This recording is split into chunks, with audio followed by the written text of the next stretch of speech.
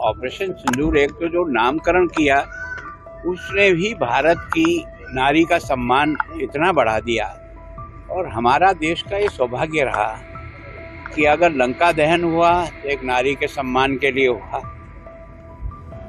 कुरुक्षेत्र का रण हुआ पांडवों और कौरवों का तो वो भी एक नारी के सम्मान के लिए। और वास्तव में अब की बार जिस ढंग से 22 तारीख की घटना ने जाति धर्म पूछ करके उनकी पत्नी के सामने उनको जो गोलियां मारी, बच्चों के सामने मारी, वो दर्दनाक घटना देश ने देख करके, दुनिया ने देख करके थर्रा गई।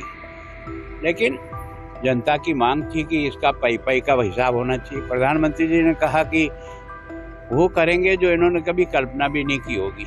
और वास्तव में जिस बुद्धिमानी के साथ तैयारी करके उनके सारे स्थानों को एक ही झटके में साफ करके 100 आतंकवादियों को ढेर किया, उसके बाद जब उन्होंने एक्शन किया तो हमने भी उसका रिएक्शन किया।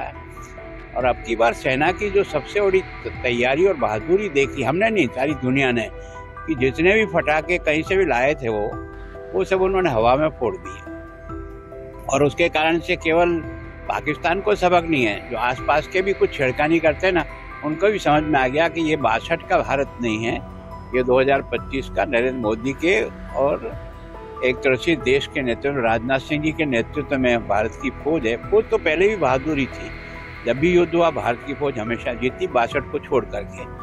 तो वो जो है हमारी सेना का अपना एक जीने का तरीका, अपना काम करने का तरीका है, उसका हौसला और देश के प्रधानमंत्री ने बढ़ा दिया कि सामने वाला गोली मारे तुम गोला ठोक देना, मैं ये तुम्हारी जिम्मेदार बैठा हूँ। जब इतना खुला हाथ मिलता है तो फिर सेना अपनी ताकत दिखाती है। ऑपरेशन सिंदूर एक तो जो नामकरण किया उसने भी भारत की नारी का सम्मान इतना बढ़ा दिया।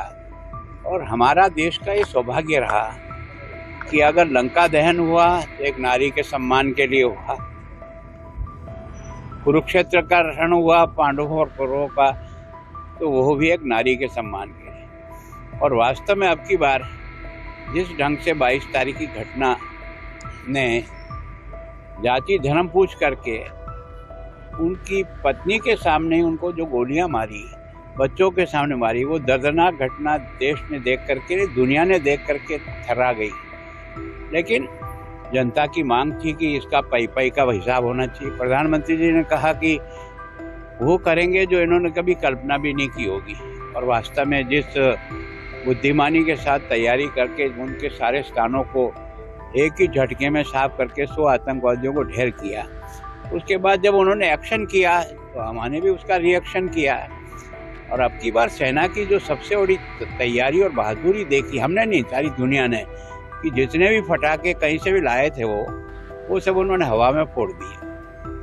और उसके कारण से केवल पाकिस्तान को सबक नहीं है, जो आसपास के भी कुछ छिड़कानी करते ना, उनको भी समझ में आ गया कि ये 62 का भारत नहीं है, ये 2025 का नरेंद्र मोदी के और एक तरह से देश के नेतृत्व राजनाथ सिंह जी के नेतृत्व में भारत की फौज है। फौज तो पहले भी बहादुरी थी, जब भी युद्ध हुआ भारत की फौज हमेशा जीती 62 को छोड़ करके।